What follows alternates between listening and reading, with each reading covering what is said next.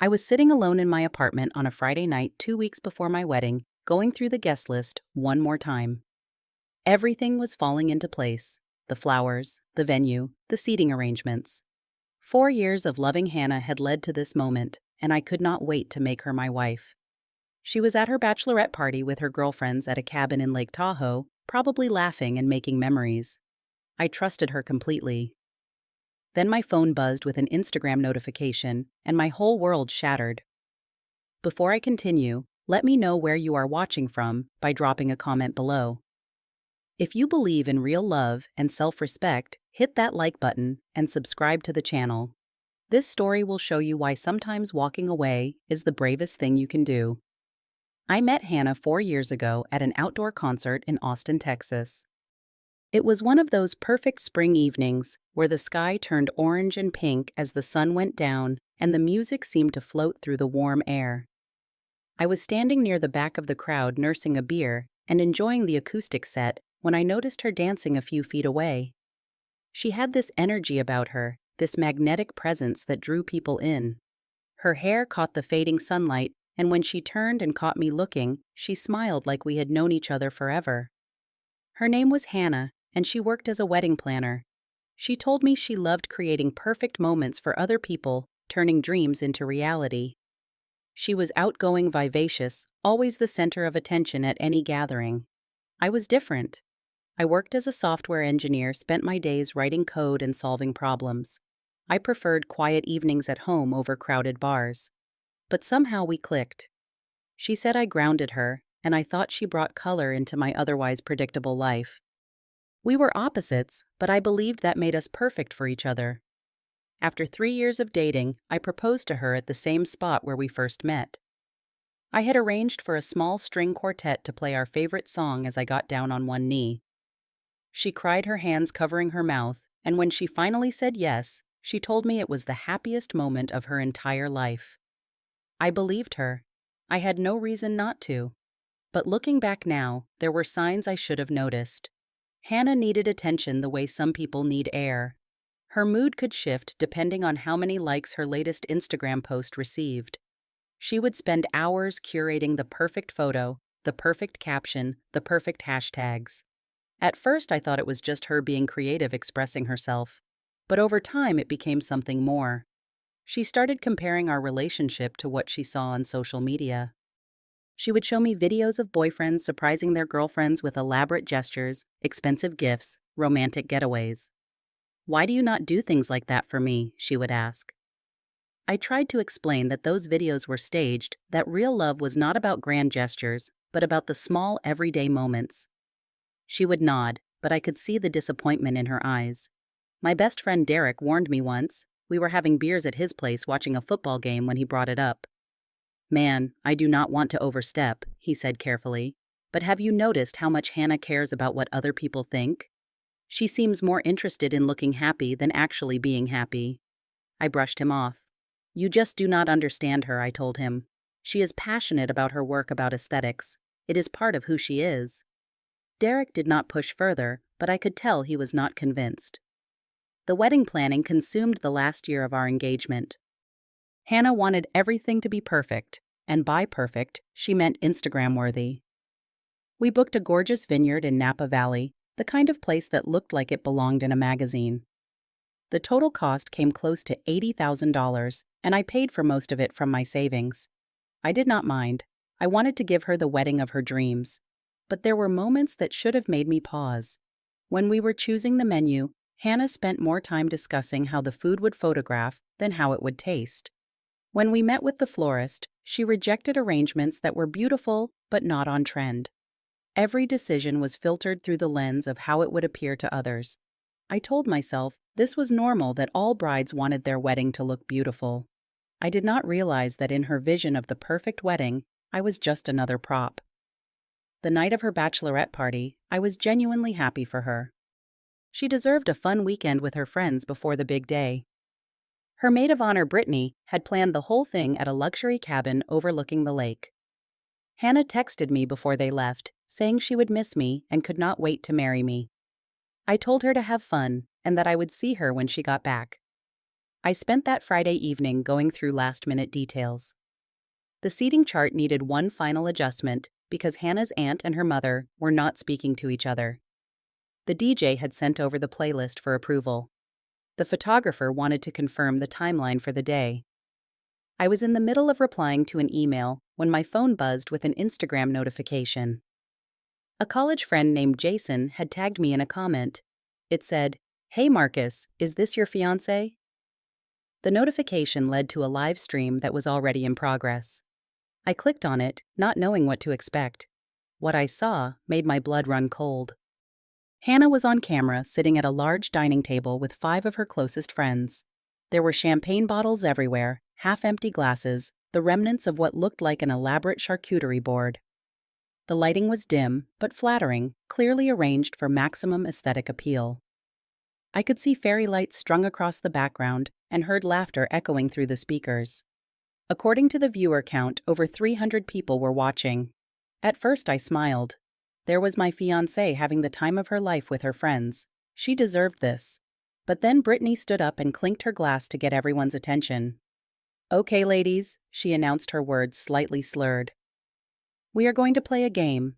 Everyone has to say one honest thing about Hannah's future husband, Marcus. No sugarcoating allowed." I felt a small knot form in my stomach, but I kept watching. Brittany went first, tossing her hair over her shoulder. "Okay, I will start. Marcus is a nice guy, like genuinely nice, but honestly, he is kind of boring. No offense, Hannah."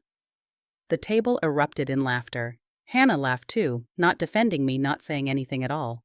Another friend chimed in. A woman named Kayla, who I had only met a few times. I have always thought Hannah deserved someone more exciting. Someone with, I do not know, a spark. Marcus is just so safe. More laughter. More agreement. I watched Hannah nod along, her smile never faltering. Then another friend spoke up. "At least he has a good job and knows how to cook," Hannah said, as if those were the only positive things she could think of. The women laughed again, and someone made a joke about how at least I was useful in the kitchen. My hands were trembling as I held my phone. These were the people I was supposed to celebrate with in 2 weeks. This was the woman I was supposed to spend my life with. And they were talking about me like I was some sort of consolation prize. But the worst was yet to come. Brittany leaned toward Hannah with a mischievous grin. "Okay, real talk time." She looked directly at the camera, clearly aware of the audience watching. "Hannah, be honest. Should you even marry him?" The question hung in the air. I held my breath, waiting for Hannah to defend me, to say something, anything that would show she loved me. Instead, she paused, tilted her head, and let out a small laugh. "Honestly, sometimes I wonder." She shrugged, her tone casual, dismissive. "He is just so predictable. There is no spark, no passion. But the wedding is already paid for, so—" The table exploded with laughter. One of the friends wiped tears from her eyes, gasping for air. Hannah continued, clearly enjoying the attention. "Plus, my Instagram wedding photos are going to be amazing. That is what really matters, right?" More laughter, more jokes. My heart felt like it had been ripped from my chest. Someone in the live stream comments asked if I was watching. Hannah glanced at her phone and smirked. Marcus does not even know how to use Instagram properly. He is probably asleep by now. I was not asleep. I was wide awake, watching the woman I loved reveal who she truly was. Then the conversation took an even darker turn. One of the friends brought up Tyler, Hannah's ex-boyfriend, the one that got away, as Hannah had once called him during a vulnerable moment early in our relationship. I told myself it was normal to have fond memories of past relationships. I did not think much of it at the time. "Whatever happened with Tyler anyway?" the friend asked. "He was so hot." Hannah sighed dramatically. "Tyler was different, so passionate, so adventurous. We had this crazy chemistry, not like Marcus." Brittany laughed. "You still follow Tyler on Instagram. I see you liking his posts." Hannah grinned. "A girl can dream, right?" The comments on the live stream were going wild. Some people were laughing along. Others were asking who Marcus was and if he knew what his fiancée was saying. A few people expressed sympathy, saying they felt bad for whoever this Marcus guy was. I sat in the darkness of my apartment staring at my phone, feeling everything I thought I knew crumble around me. 4 years. 4 years of loving her, supporting her, believing in us. And this was what she really thought of me. I was boring, predictable, just a means to get her perfect wedding photos. The woman I loved did not love me back. She never had. For a long time, I just sat there in the dark. The live stream kept playing, but I was no longer watching. My mind was racing, replaying every moment of our relationship through this new lens. Every time she complained I was not romantic enough, every comparison to other couples on social media, every subtle disappointment in her eyes when I did not live up to some impossible standard. It all made sense now.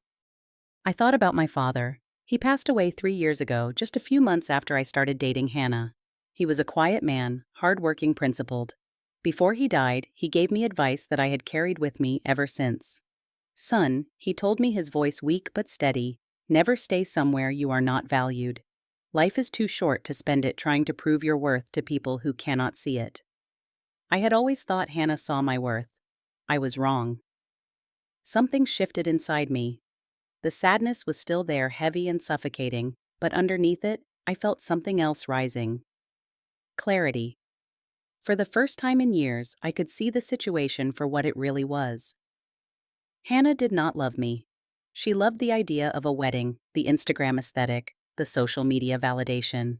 I was just convenient, a supporting character in her carefully curated story. I was done being convenient.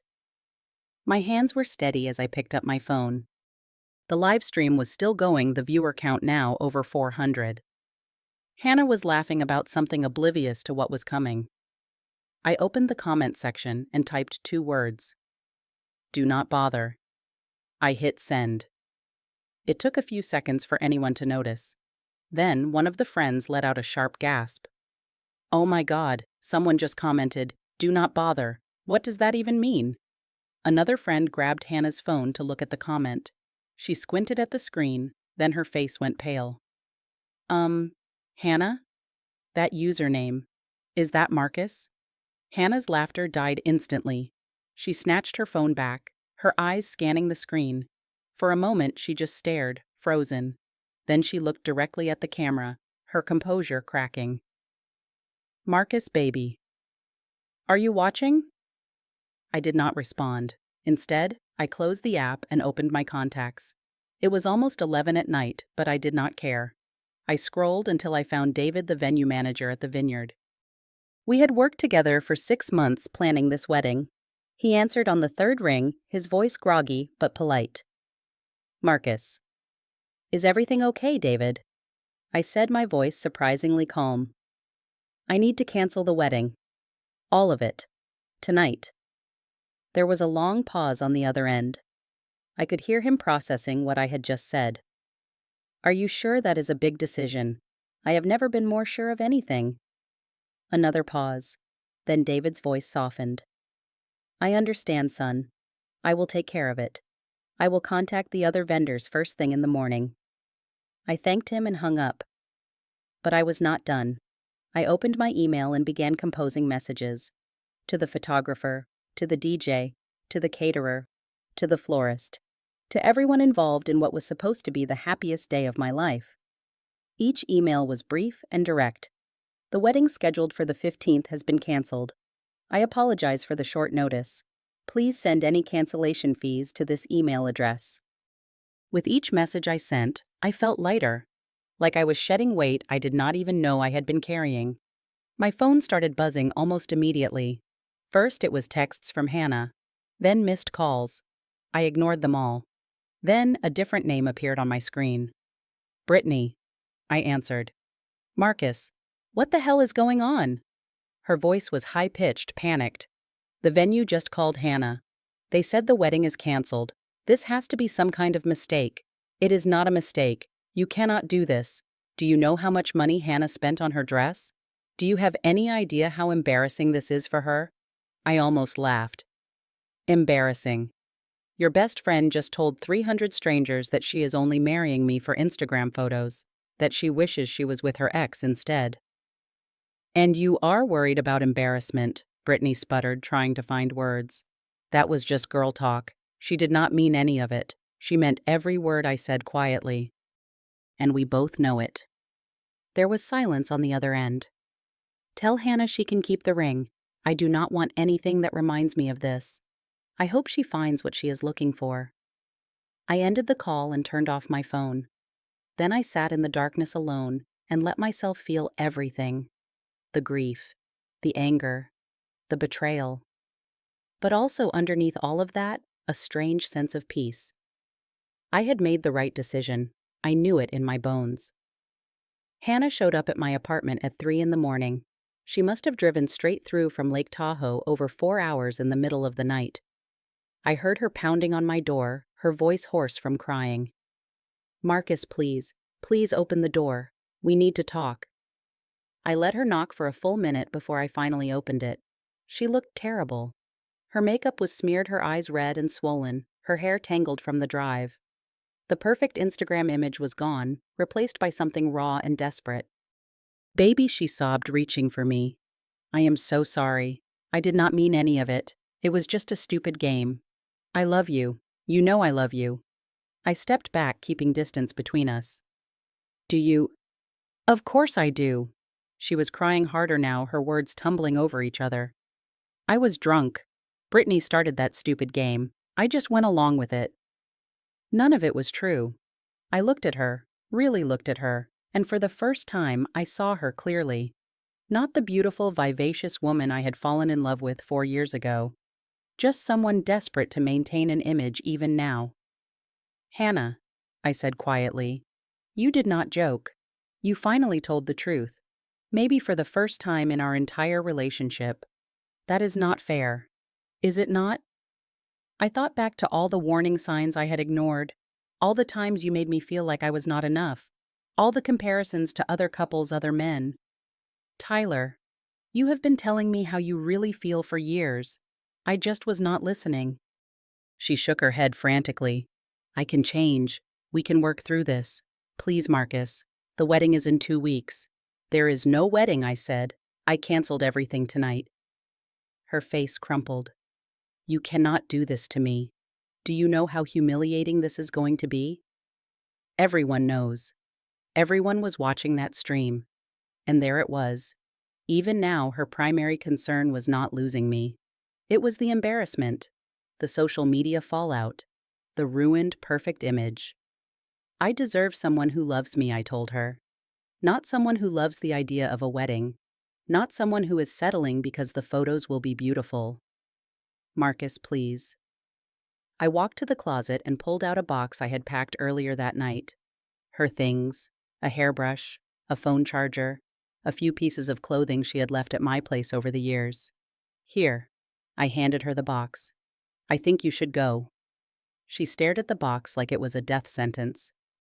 "After everything we have been through, this is how it ends. A box of my things and a closed door. No. It ends with you finally being honest about how you feel, and me finally being honest with myself about what I deserve."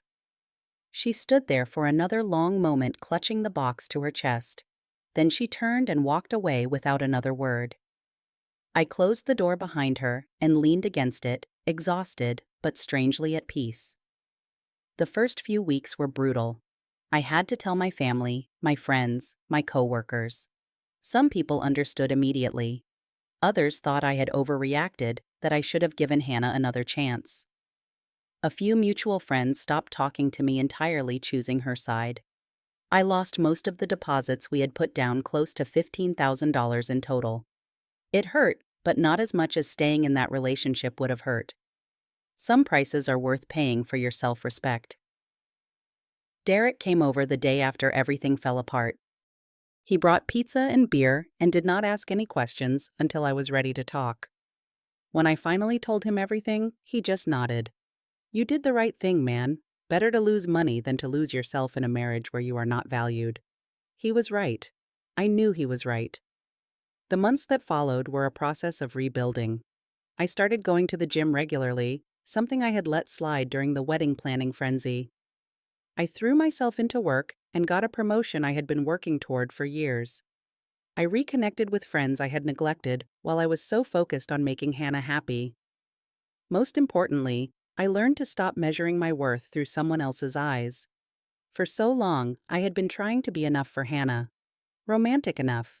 Exciting enough. Instagram-worthy enough. It took losing her to realize that I had always been enough. I was just with the wrong person. 6 months later, I moved into a new apartment across town. A fresh start in a place without memories. Hannah still texted me occasionally, sometimes apologizing, sometimes angry, sometimes just asking if we could talk. I never responded. There was nothing left to say. One evening, I was sitting on my balcony watching the sun set over the city.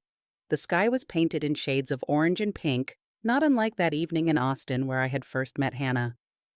But instead of sadness, I felt something unexpected. Gratitude.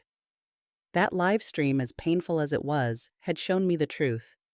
It had freed me from a future built on lies and Instagram filters. It had given me the chance to find something real. I do not know what the future holds. Maybe I will meet someone who loves me for who I am not, for who they want me to be. Maybe I will be alone for a while, and that is okay too. What I know for certain is that I will never again stay somewhere I am not valued. Life is too short, just like my father said. So if you are watching this, and you are in a relationship where you feel like you are never quite enough, where you are constantly trying to prove your worth to someone who cannot see it, I want you to know something. You are enough. You have always been enough.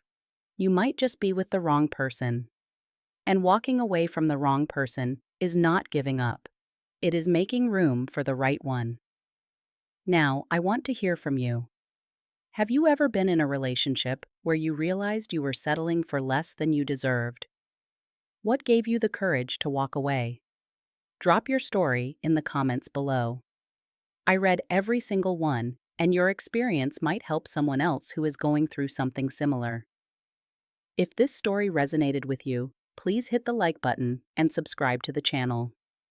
Share this video with someone who might need to hear this message today. Your support means everything and helps me continue sharing stories like this one.